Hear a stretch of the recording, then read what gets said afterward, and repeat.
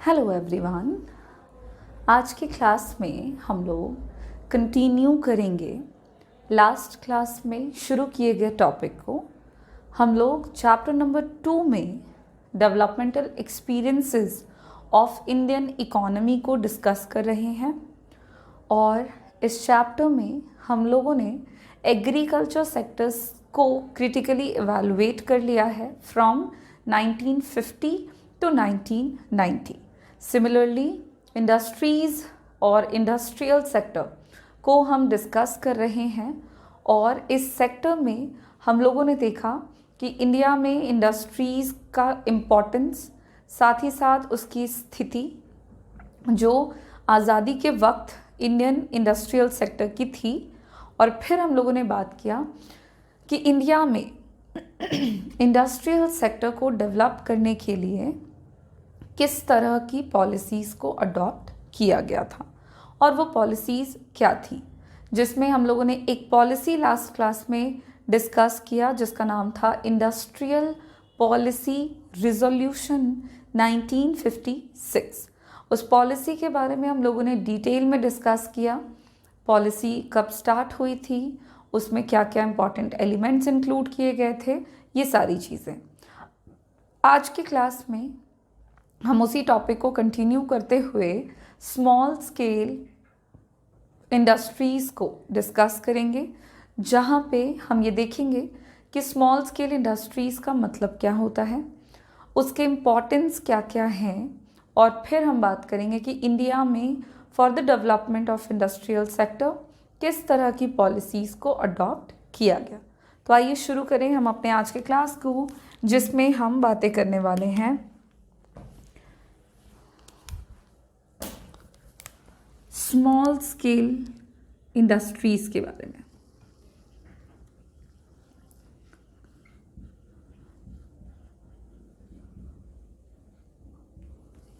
ये जो small scale industries हैं, इन्हें हम शॉर्ट में SSI भी कहते हैं।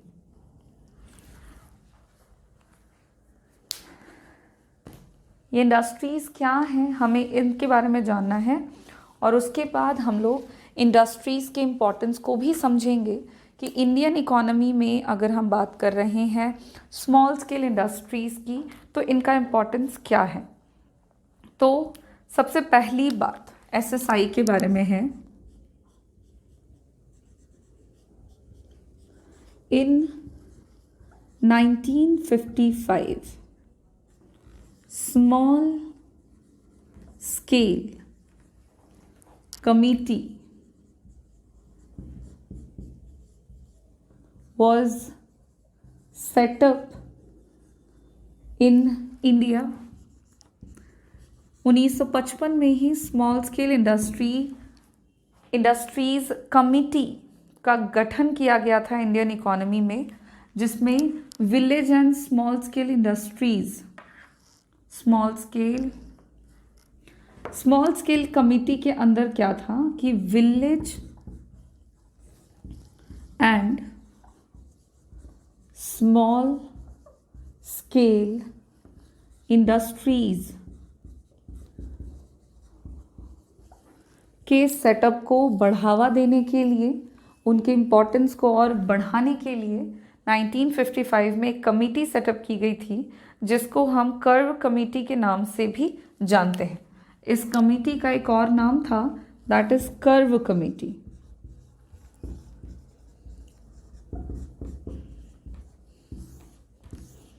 ठीक है, it is also known as Karve committee. और इस कमेटी का जो स्टैब्लिशमेंट किया गया था वो इस पर्पस से किया गया था कि स्मॉल स्केल इंडस्ट्रीज़ की मदद से, छोटे एवं लघु उद्योगों की मदद से इंडिया के विलेज एरियाज़ के डेवलपमेंट को प्रमोट किया जा सके। सो रूरल डेवलपमेंट को प्रमोट करने के लिए स्मॉल स्केल इंडस्ट्रीज़ के डेवलपमेंट को सेटअप करने के लिए कर्व कमेटी या village and small scale committee का गठन 1955 ईस्वी में भारतीय अर्थव्यवस्था के अंदर किया गया था। स्मॉल स्केल इंडस्ट्रीज़ को हम डिफ़ाइन कैसे कर सकते हैं? तो एक स्मॉल स्केल इंडस्ट्री को डिफ़ाइन करते हुए हम कह सकते हैं, या सवाल है कि क्या मीनिंग है स्मॉल स्केल इंडस्ट्रीज़ का। तो देखिए, स्मॉल स्केल इंडस्ट्रीज़ को हम डिफ़ाइन कर सकते हैं, उसके मीनिंग को हम लिख सकते हैं कि एक ऐसी इंडस्ट्री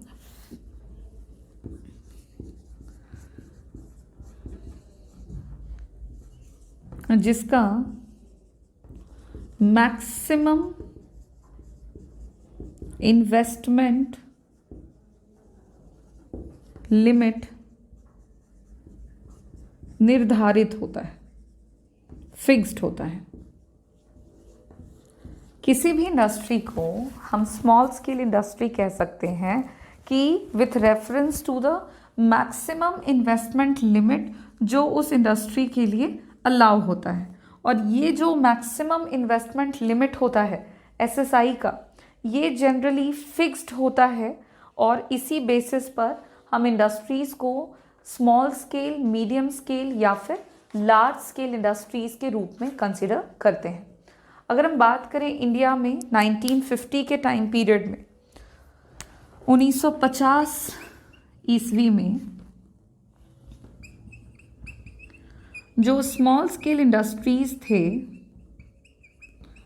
उनका मैक्सिमम इन्वेस्टमेंट लिमिट जो उनको अलाउ था वो था सिर्फ और सिर्फ 1,00,000 रुपये।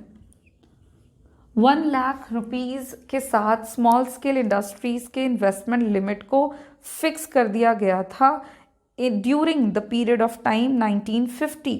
उसके बाद इसके लिमिट को बढ़ा करके कर दिया गया 5,00,000।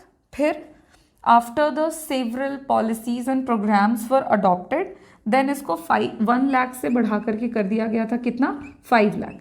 तो इन्वेस्टमेंट लिमिट हो गया आपका 1,00,000 से 5,00,000 के बीच में।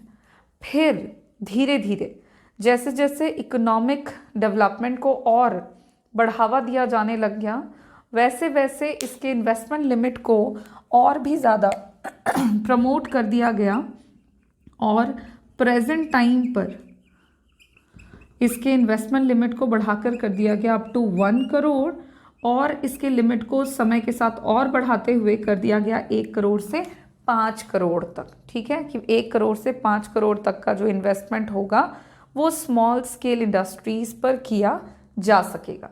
और इस तरह से इंडिया में जो है स्मॉल स्केल इंडस्ट्रीज़ के प्रोविज़न में चेंजेस किए गए और इसके इन्वेस्टमेंट लिमिट को समय के साथ टाइम टू टाइम 1,00,000 रुपीज़ से बढ़ाते हुए 5 करोड़ तक कर दिया गया है, ताकि इंडस्ट्रीज़ जो हैं वो एक्सपैंड हो सके, साथ ही साथ उनका जो डेवलपमेंट है वो हमारे देश में बढ़ पाए।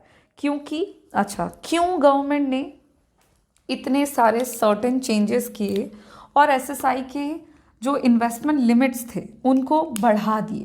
तो अगर हम बात करें कि स्मॉल स्केल इंडस्ट्रीज़ के कैरेक्टर किस तरह के होते हैं, कैरेक्टरिस्टिक्स या फिर उसके इम्पोर्टेंस, कि आखिर क्यों एसएसआई के एक्सपेंशन पर और उसके डेवलपमेंट पर इतना फोकस किया गया। तो जब हम बात करते हैं स्मॉल स्केल इंडस्ट्रीज़ के बारे में, तो इनके कुछ मेरिट्स होते हैं, स्मॉल स्केल इंडस्ट्रीज़ के कुछ फ़ायदे होते हैं।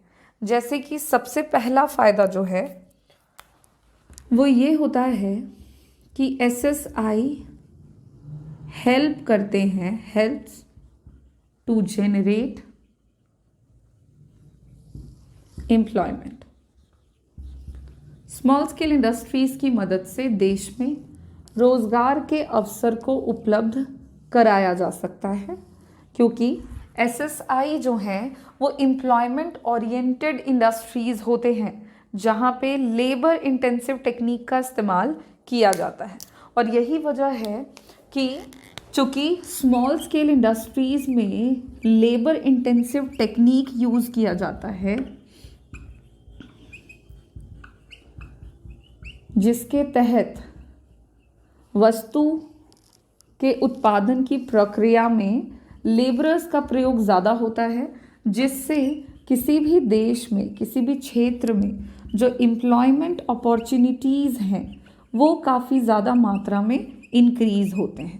तो जैसे जैसे अगर हम छोटे उद्योगों की स्थापना को बढ़ावा देंगे, स्मॉल स्केल इंडस्ट्रीज़ के सेटअप को प्रमोट करेंगे, एम्प्लॉयमेंट अपॉर्चुनिटीज़ उतनी ज़्यादा बढ़ेगी क्योंकि वो लेबर इंटेंसिव टेक्निक यूज़ करते हैं। तो स्मॉल स्केल इंडस्ट्रीज़ को इंडियन इकोनॉमी में प्रमोट करने का जो एक मेन पर्पस ये था कि इंडिया में पॉपुलेशन जो है वो ज़्यादा थे और जितनी जनसंख्या थी हमारे देश की और है भी, उसके अनुसार जितने रोज़गार के अवसर लोगों को चाहिए उतने रोज़गार के अवसर लोगों को उपलब्ध नहीं हो पाते हैं। तो उस सिचुएशन में स्मॉल स्केल इंडस्ट्री एक इम्पॉर्टेंट रोल प्ले करता है in the process of generation of employment opportunities. तो कोई ऐसा क्षेत्र जो रोज़गार सुनिश्चित करे उसको बढ़ावा मिलना चाहिए, और इसी उद्देश्य के साथ इंडिया में जो स्मॉल स्केल इंडस्ट्रीज़ हैं उनके सेटअप को प्रमोट किया गया और उनके स्टैब्लिशमेंट को बढ़ाने के लिए कई तरह के पॉलिसीज़ एंड प्लानिंग किए गए। सिर्फ इतना ही नहीं है कि small scale industries employment generate करते हैं, बल्कि अगर हम स्मॉल स्केल इंडस्ट्रीज़ की बात करें तो ये इक्वलिटी ओरिएंटेड भी होते हैं।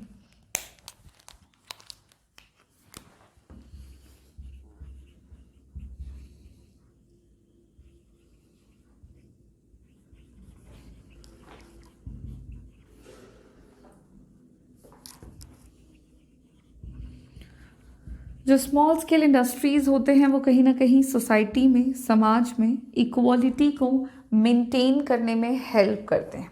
अब यहाँ पे सवाल है कि किसके बीच के इक्वलिटी के बारे में यहाँ पे बातें चल रही है। तो जैसा कि इकोनॉमी में हम देख पा रहे थे, इंडियन इकोनॉमी में, कि काफ़ी ज़्यादा मात्रा में हमारे यहाँ से जो रॉ मटेरियल्स थे वो विदेशों में सप्लाई कर दिए गए थे। पहले चैप्टर में ही हम लोगों ने पढ़ा।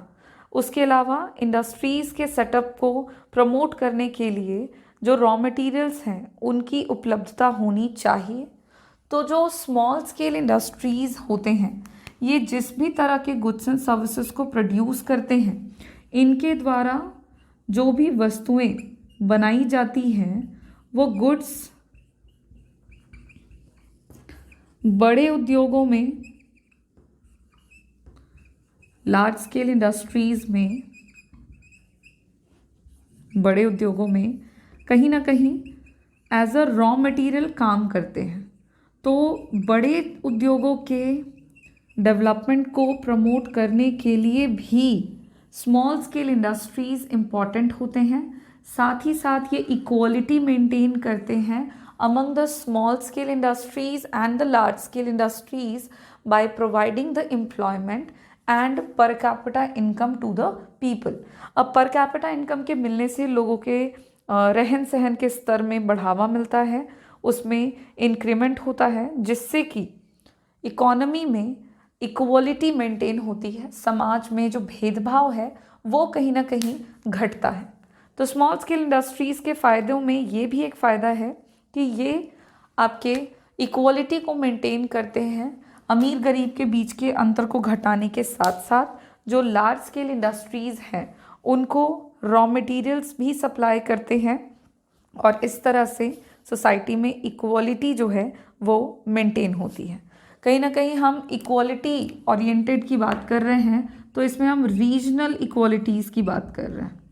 क्षेत्रीय जो विषमता है, क्षेत्रीय समानता को बढ़ाने के लिए भी स्मॉल स्केल इंडस्ट्रीज़ इम्पॉर्टेंट होते हैं कि वैसे क्षेत्र में जहाँ पे आपको काफ़ी बैकवर्डनेस देखने को मिलेगा, लैक ऑफ फैसिलिटीज़ देखने को मिलेंगी, उन एरियाज़ में एसएसआई काफ़ी इम्पॉर्टेंट रोल प्ले करते हुए वहाँ के मौजूदा रिसोर्सेज का प्रॉपर यूटिलाइजेशन करते हैं, लार्ज स्केल को रॉ मटेरियल भी प्रोवाइड करते हैं, लोगों को रोज़गार भी देते हैं, और इस तरह से एरियाज़ का डेवलपमेंट प्रमोट करते हैं।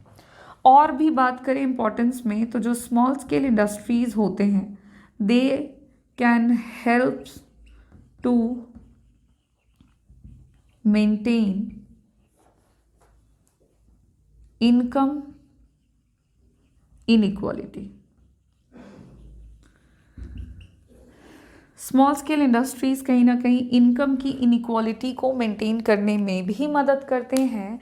जैसे अमीर और गरीब जो लोग हैं उनके बीच का जो अंतर है, वहीं पर यहाँ पे अगर हम बात करें इंडस्ट्रीज़ की, तो जो लार्ज स्केल इंडस्ट्रीज़ हैं, लार्ज स्केल इंडस्ट्रीज़ में काम करने वाले जो लोग हैं उनको comparatively higher per capita income के मिलने से उनका जो इनकम का लेवल है वो भी हाई होता है।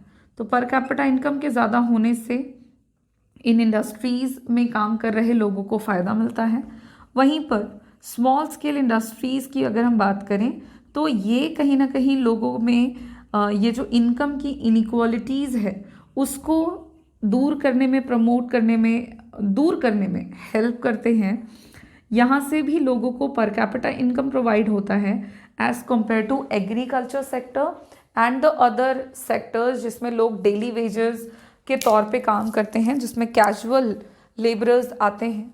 तो उनके द्वारा जिस भी तरह के काम किए जाते हैं और उनको जो भी उनके काम का रेम्यूनरेशन मिलता है, वो रेम्यूनरेशन कहीं ना कहीं स्मॉल स्केल इंडस्ट्रीज़ की तुलना में कम होता है।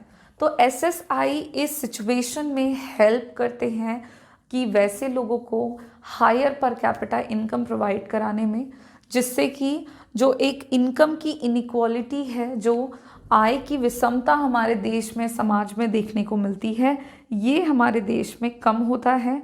साथ ही साथ इंटरपर्सनल इक्वालिटी मेंटेन होता है। इंटरपर्सनल इक्वालिटी बोलने का मतलब हो गया कि व्यक्तियों के बीच में जो आय के संबंध में अंतर है उसे घटाने में स्मॉल स्केल इंडस्ट्रीज़ का काफ़ी इम्पॉर्टेंट रोल होता है। और ये उन सारी चीज़ों में देश के अलग अलग सेक्टर्स में अलग अलग लोगों को मदद करते हैं। तो एसएसआई का इम्पोर्टेंस अगर हम देख रहे हैं तो एक बड़ा इम्पोर्टेंस ये है कि स्मॉल स्केल इंडस्ट्रीज़ देश में इनकम की इनइक्वालिटी को भी घटाते हैं। देखिए, हमने बहुत सारे पॉइंट्स को एक साथ कंबाइन करके इन 3 पॉइंट्स में उसको कैटेगराइज कर दिया है और हमने उसको एक्सप्लेन कर लिया है। तो अगर हम एसएसआई के इम्पोर्टेंस को या उसके कैरेक्टरिस्टिक्स की बात करें तो एसएसआई का कैरेक्टरिस्टिक है कि ये एम्प्लॉयमेंट जनरेशन में हेल्प करता है, ये पर कैपिटा इनकम को इंक्रीज करने में हेल्प करता है, ये नेशन के डेवलपमेंट को प्रमोट करता है। इतना ही नहीं, स्मॉल स्केल इंडस्ट्रीज़ जो हैं वो रीजनल इम्बैलेंसेस को घटाता है, जो इनकम का इनइक्वालिटी है उसे भी रिड्यूस करता है, लार्ज स्केल इंडस्ट्रीज़ को रॉ मटेरियल प्रोवाइड करता है एंड लॉट मोर। सो बहुत सारे पॉइंट्स हैं जो एसएसआई के इम्पोर्टेंस को बताते हैं और इन्हीं सारे इम्पोर्टेंस को ध्यान में रखते हुए इंडियन गवर्नमेंट ने स्मॉल स्केल इंडस्ट्रीज़ के डेवलपमेंट को, उसके सेटअप को प्रमोट करते हुए इंडिया में कई तरह के प्रोविजंस लाए, जिसमें उन्होंने time to time small scale industries में जो मैक्सिमम इन्वेस्टमेंट लिमिट अलाउड था उसको, जो फिक्स्ड हुआ करता था उसको उन्होंने टाइम टू टाइम इंक्रीज़ किया। पहले 1 लाख था, फिर उसको बढ़ा के उन्होंने 5 लाख कर दिया, फिर इसको बढ़ा करके उन्होंने 1 करोड़ किया, फिर उसको बढ़ा करके उन्होंने 5 करोड़ किया। तो टाइम टू टाइम एसएसआई के इन्वेस्टमेंट लिमिट को प्रमोट इसलिए किया गया क्योंकि ये कहीं ना कहीं नेशन के डेवलपमेंट को पॉजिटिवली अफेक्ट कर रहे थे, नेशन के डेवलपमेंट में हेल्प करते हैं। और इसलिए